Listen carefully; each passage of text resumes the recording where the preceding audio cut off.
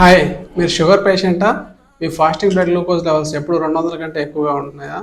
నేను ఇప్పుడు చెప్పబోయే చిట్కా ఫాలో అయితే ఖచ్చితంగా 2 వారాల్లో మ్యాక్సిమం మీ షుగర్ లెవెల్స్ అనేవి కంట్రోల్ అవుతాయి. Hi, this is doctor Shyamakrishna Kumar Pasupuleti, general physician and diabetologist, Sri Sai hospital, Railway Koduru.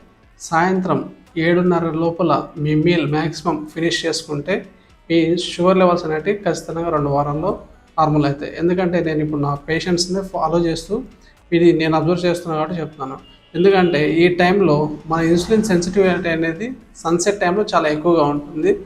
ఈ ఇన్సులిన్ సెన్సిటివిటీ ఎక్కువ ఉన్నప్పుడు లివర్ నుంచి గ్లూకోజ్ రిలీజ్ అవ్వడం కూడా తగ్గుతుంది. కాబట్టి మీ షుగర్ లెవెల్స్ ఫాస్టింగ్కి నార్మల్గా అయ్యే అవకాశాలు చాలా ఎక్కువ ఉంటాయి. అదేవిధంగా హైపోగ్లైసిమియా ఎపిసోడ్స్ నుంచి తప్పించుకునే అవకాశాలు కూడా ఉంటాయి. నేను ఇవి నా పేషెంట్స్ మీద చెప్పి ఫాలో అవ్వడం జరిగింది. సో మ్యాక్సిమం 40-50% మందికి ఈ ఫాస్టింగ్ లెవెల్స్ నార్మల్ అయిపోయాయి. సో మీరు కూడా ట్రై చేయండి. Thank you.